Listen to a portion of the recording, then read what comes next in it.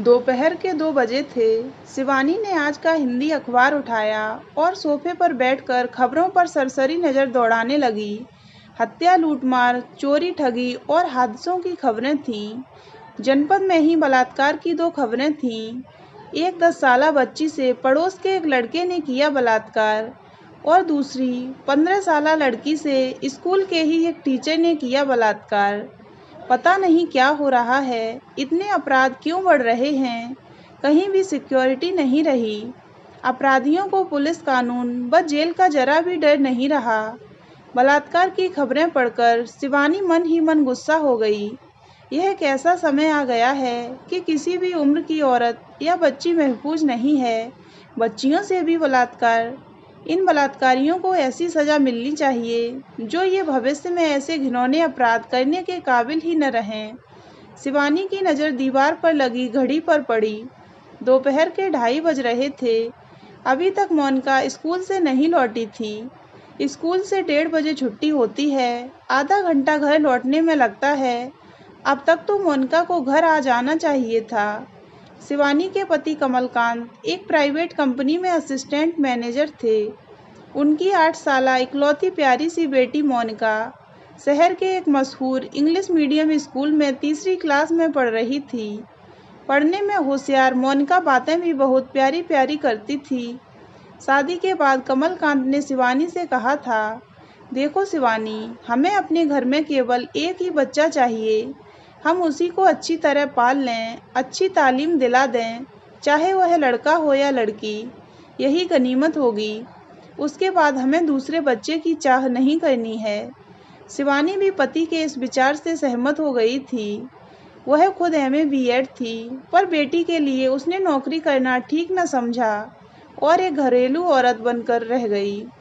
शिवानी के दिल की धड़कनें बढ़ने लगीं। कहाँ रह गई मोनिका? सुबह 7:30 बजे वह ऑटो रिक्शा में बैठकर गई थी। 5 बच्चे और भी जाते हैं उसके साथ। मोनिका सबसे पहले बैठती है और सबसे बाद में उतरती है। ऑटो रिक्शा चलाने वाला श्यामलाल पिछले साल से बच्चों को ले जा रहा था, पर कभी लेट नहीं हुआ। लेकिन 2 दिन से श्यामलाल बीमार पड़ा था। कल उसका भाई रामपाल आया था ऑटो रिक्शा लेकर। तब शिवानी ने पूछा था, आज तुम्हारा भाई श्यामलाल कहाँ रह गया?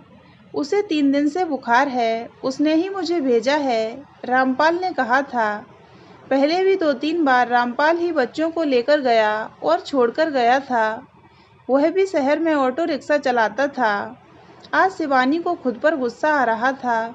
वह रामपाल का फ़ोन नंबर लेना भूल गई थी।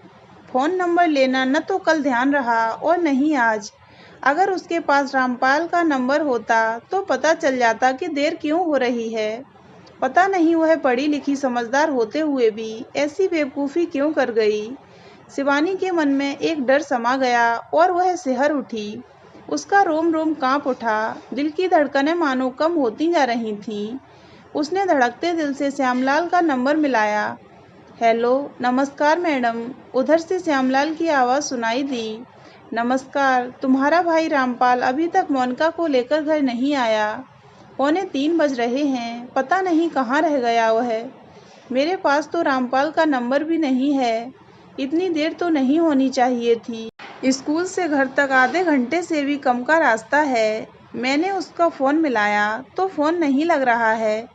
पता नहीं क्या बात है। सुबह मैंने उससे कहा था कि बच्चों को छोड़कर सीधे घर आ जाना। मुझे डॉक्टर के पास दवा लेने जाना है। 3 दिन से बुखार नहीं उतर रहा है, श्यामलाल बोला। मुझे बहुत चिंता हो रही है। बेचारी मोनिका पता नहीं किस हाल में होगी, शिवानी रुआसा होकर बोली। थोड़ी देर बाद शिवानी ने मोनिका की क्लास में पढ़ने वाली एक बच्ची की मम्मी को फ़ोन किया।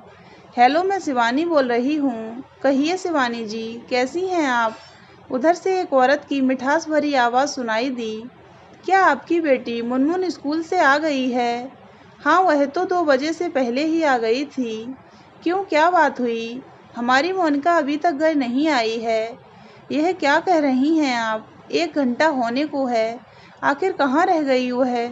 आजकल का समय भी बहुत ख़राब चल रहा है। रोज़ाना अखबार में बच्चियों के बारे में उल्टी सीधी खबरें छपती रहती हैं। हम अपने बच्चों को इन लोगों के साथ भेज तो देते हैं, पर इनका कोई भरोसा नहीं। किसी के मन का क्या पता। आप पुलिस में रिपोर्ट तो लिखवा ही दीजिए, देर करना ठीक नहीं है। यह सुनते ही शिवानी का दिल बैठता चला गया। उसके मन में एक हुक सी उठी और वह रोने लगी। उसने स्कूल में फ़ोन मिलाया। उधर से आवाज़ सुनाई दी, जय भारत स्कूल, मैं शिवानी बोल रही हूँ। हमारी बेटी मोनिका तीसरी क्लास में पढ़ती है, वह अभी तक घर नहीं पहुँची। स्कूल में कोई बच्ची तो नहीं रह गई? छुट्टी कब हुई थी? यहाँ तो कोई बच्ची नहीं है। छुट्टी ठीक समय पर 1:30 बजे हुई थी। आपकी बेटी किस तरह घर पहुँचती है? एक ऑटो रिक्शा से। ऑटो रिक्शा चलाने वाला श्यामलाल बीमार था तो उसका भाई रामपाल ऑटो रिक्शा लेकर आया था। बाकी बच्चे घर पहुँचे या नहीं? जी हाँ, सभी पहुँच गए, बस मेरी बेटी नहीं पहुँची। आप पुलिस में सूचना दीजिए, इतनी देर में बच्ची घर नहीं पहुँची। कुछ तो गड़बड़ ज़रूर है। आजकल किस पर विश्वास करें, कुछ पता नहीं चलता है कि इंसान है या शैतान। यह सुनकर शिवानी की आंखों से बहते आंसू रुकने का नाम ही नहीं ले रहे थे। लग रहा था मानो जिस्म की ताकत निकलती जा रही हो। शिवानी ने कमलकांत को फ़ोन मिलाया। हेलो, उधर से कमलकांत की आवाज़ सुनाई दी। मोनिका अभी तक स्कूल से नहीं आई। शिवानी ने रोते हुए कहा, क्या कह रही हो? 3 बज चुके हैं, आखिर कहाँ रह गई वह? ऑटो रिक्शा वाले का नंबर मिलाया? कमलकांत की डरी सी आवाज़ सुनाई दी। आज भी उसका भाई रामपाल आया था, उसका नंबर मेरे पास नहीं है। श्यामलाल ने कहा है कि रामपाल का फ़ोन नहीं मिल रहा है। सभी बच्चे अपने घरों में पहुंच चुके हैं, पर हमारी मोनिका अभी तक नहीं आई। कहते हुए शिवानी सिसकने लगी। शिवानी, मैं घर आ रहा हूँ, अभी पुलिस स्टेशन पहुंचकर रिपोर्ट लिखवाता हूँ। कमलकांत की चिंता में डूबी गुस्साई आवाज़ सुनाई दी। 15 मिनट बाद ही कमलकांत घर पहुँच गए।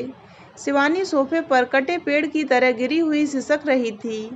शिवानी, अपने आप को संभालो, हम पर अचानक जो मुसीबत आई है उसका मुकाबला करना है। मैं अब पुलिस स्टेशन जा रहा हूँ। कहते हुए कमलकांत कमरे से बाहर निकले। तभी घर के बाहर एक ऑटो रिक्शा आकर रुका। उसे देखते ही कमलकांत चीख उठे, अबे अब तक कहाँ मर गया था? शिवानी भी झटपट कमरे से बाहर निकली। कमलकांत ने देखा कि रामपाल के माथे पर पट्टी बंधी हुई थी, चेहरे पर भी मार पिटाई के निशान थे। मोनिका ऑटो रिक्शा से उतर रही थी। रामपाल ने मोनिका का बैग उठाया। शिवानी ने मोनिका को गोद में उठाकर इस तरह गले लगा लिया मानो सालों बाद मिली हो। कमलकांत ने मोनिका से पूछा, बेटी तुम ठीक हो? हाँ पापा, मैं ठीक हूँ। अंकल को सड़क पर पुलिस ने मारा, मोनिका बोली। कमलकांत व शिवानी चौंके। वे दोनों हैरानी से रामपाल की ओर देख रहे थे। रामपाल, क्या बात हुई? यह चोट कैसे लगी? आज इतनी देर कैसे हो गई? हम तो परेशान थे कि पता नहीं आज क्या हो गया जो अब तक मोनिका घर नहीं आई। कमलकांत ने पूछा। चिंता करने की तो पक्की बात है साहब जी। रोजाना तो बेटी 2 बजे तक घर आ जाती थी और आज 3:30 बज गए। इतनी देर तक जब बेटी या बेटा घर न पहुँचे तो घबराहट तो हो ही जाती है, रामपाल ने कहा। तुम्हें चोट कैसे लगी? शिवानी ने हैरानी से पूछा। ऑटो रिक्शा के एक पहिए में पंचर हो गया। पंचर लगवाने में आधा घंटा लग गया। आगे चौक पर जाम लगा था। कुछ लोग प्रदर्शन कर किसी मंत्री का पुतला फूंक रहे थे। कुछ देर वहाँ हो गई। मैं इधर ही आ रहा था। मैं जानता था कि आपको चिंता हो रही होगी। कहते कहते रामपाल रुका। फिर क्या हुआ? मोनिका कह रही है कि तुम्हें पुलिस ने मारा, कमलकांत ने पूछा। मोनिका बेटी ठीक कह रही है। मोटरसाइकिल पर स्टंट करते, हंसते चीखते हुए 3 लड़के आ रहे थे। मुझे लगा कि वे ऑटो रिक्शा से टकरा जाएंगे, तो मैंने तेजी से हैंडल घुमाया। एक दुकान के बाहर एक मोटरसाइकिल खड़ी थी। वह मोटरसाइकिल से हल्का सा टकरा गया और मोटरसाइकिल पर बैठा तकरीबन 5 साल का बच्चा गिर गया। गिरते ही बच्चा रोने लगा। दुकान से पुलिस का एक सिपाही कुछ सामान खरीद रहा था। वह वर्दी में था। बच्चा व मोटरसाइकिल उसी की थी। मैंने ऑटो रिक्शा से उतरकर सिपाही से हाथ जोड़कर माफ़ी मांगी। उसने मुझे गाली देते हुए 4-5 थप्पड़ मार दिए। इतना ही नहीं, मेरी गर्दन पकड़कर जोर से धक्का दिया तो मेरा सिर ऑटो रिक्शा से टकरा गया और खून निकलने लगा। पास में ही एक डॉक्टर की दुकान थी। मैंने वहाँ पट्टी कराई और सीधा यहाँ आ रहा हूँ। रामपाल के मुंह से यह सुनकर कमलकांत और शिवानी के गुस्से का ज्वार भाटा शांत होता चला गया। अचानक शिवानी के मन में दया उमड़ी। उसने हमदर्दी जताते हुए कहा, ओह, यह तो बहुत बुरा हुआ, तुम्हें चोट भी लग गई। मैडम जी, मुझे अपनी चोट का जरा भी दुख नहीं है, मगर मोनिका बेटी को जरा भी चोट लग जाती या कुछ हो जाता तो मुझे बहुत दुख होता। आप अपने बच्चे को हमारे साथ किसी विश्वास से भेजते हैं, हमारा भी तो यह फर्ज बनता है कि हम उस विश्वास को बनाए रखें, टूटने न दें। रामपाल ने कहा। रुको रामपाल, मैं तुम्हारे लिए चाय लाती हूँ। शुक्रिया मैडम जी, चाय फिर कभी। घर पर भैया इंतजार कर रहे होंगे, बहुत देर हो चुकी है, मुझे उनको भी लेकर डॉक्टर के पास जाना है। आप भैया को मोबाइल पर सूचना दे दो कि मोनिका घर आ गई है, उनको भी चिंता हो रही होगी, रामपाल ने कहा और ऑटो रिक्शा लेकर चल दिया। तो दोस्तों, अगर आपको ये कहानी अच्छी लगी हो तो वीडियो को लाइक करें और हमारे चैनल को सब्सक्राइब अवश्य करें।